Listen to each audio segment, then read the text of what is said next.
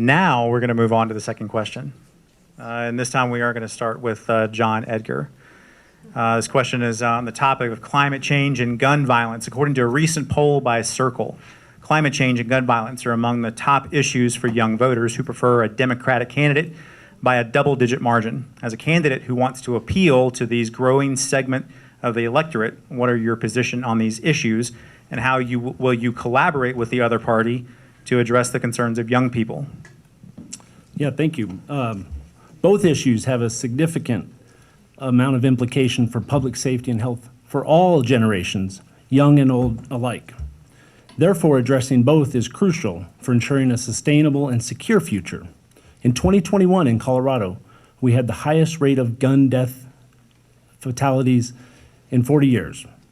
Colorado State University recently said that if we don't do anything on climate change, we'll lose 30% of our rivers. When I'm elected to Congress, I'll push for comprehensive gun regulation that'll mean universal background checks for all sales of firearms. I'll also ban the manufacture of AR-15 style weapons. On climate, I'll aggressively push for us to stay in the Paris Agreement forever. And I'll hold oil and gas corporations responsible for the pollutants that they put into our air to poison our environment. Young people deserve an environment that doesn't poison them. That's Tom, thank you. Okay. All right. All right, moving on to River. Our youth have the most at stake, and we have the least say in our current political system. Over 10 years ago at Arapahoe High School, my classmates and I were stuck in a dark classroom for about 6 hours. And after that, I became a school shooting survivor.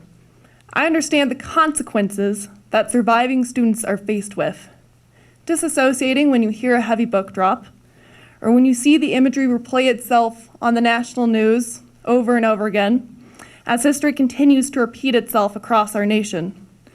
But it's not just about surviving, it's about recognizing the systemic failures that perpetuate this cycle of violence. Our schools shouldn't have to wait for students to be staring down the barrel of a gun to receive vital mental health resources, and students deserve more than to be statistics in an overwhelming system.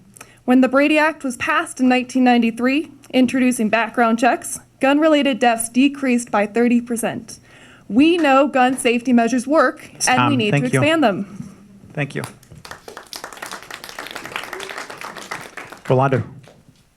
Question, please. Yes, according to a recent poll by Circle, climate change and gun violence are among the top issues for young voters who prefer a Democratic candidate by a double-digit margin.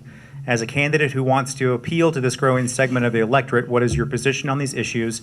How will you collaborate with the other party to address the concerns of young people? Well, regarding climate change, I think that's a global issue. It's not something that we're going to be able to fix, in Colorado or in California or anywhere that's a one place, because we have a issue that's affecting the entire world. So as far as that is concerned, I'm going to do my best as one person in one state to affect change so that the entire world will not suffer. Because if we don't do anything about climate change, we're going to be all suffering from it. And then as far as gun violence, I think the issue is more of a systemic issue that we need to address as a nation. And allowing guns to continue to get into hands that don't know what they're doing with them is going to be a great challenge. Thank you. And Adam.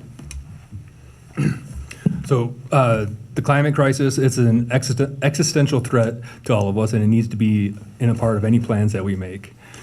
So when I talk about bringing mass transportation to this area, that's going to reduce our energy demand, right? But we also need to look at the supply side and how are we going to supply what our demand is. So we need to look at more renewable energy and keep feeding that, nuclear energy, things like that are bring us into the future. When it comes to gun violence and trying to work with the other side, we're not getting rid of them. Like that's too much of a thing right now. But they are willing to work with us on mental health. They do always say that, and we always say that. So we should be working together to provide more mental health services in any area, really. You know, when I talk universal health care, mental health is a huge thing on that.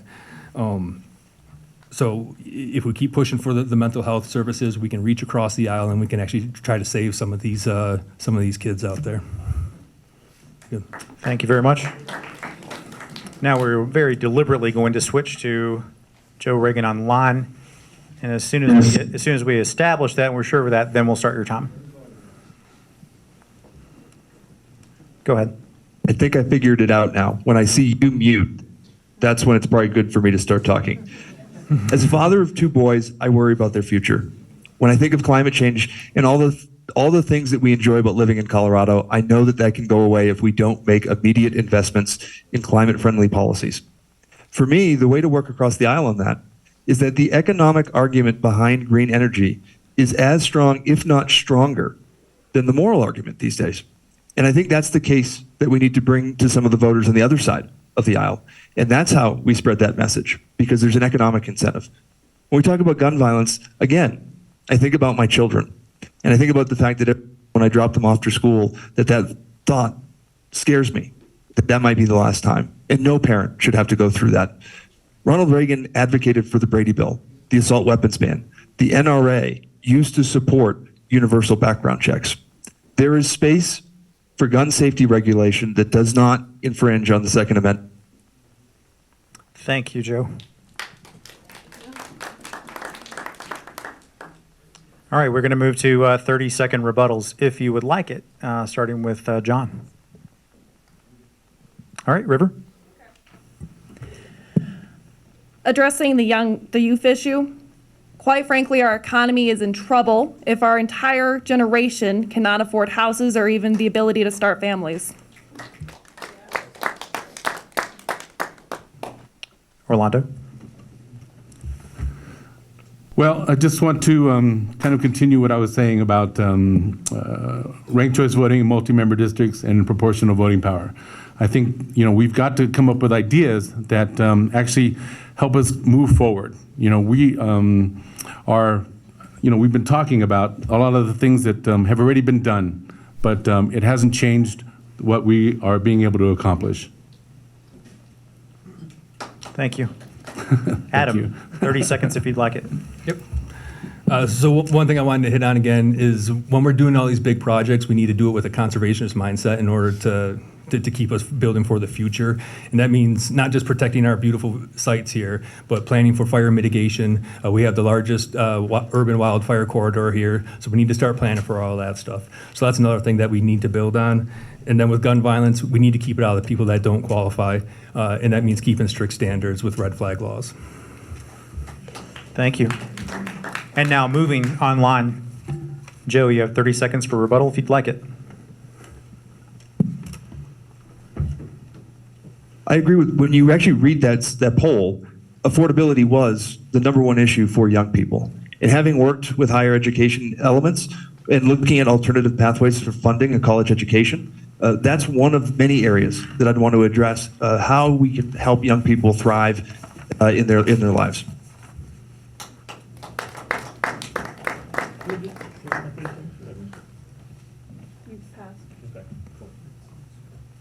Yeah, you. Yeah, I believe when it comes to affordability, we need to be careful not to manipulate the market and disrupt people that currently own homes.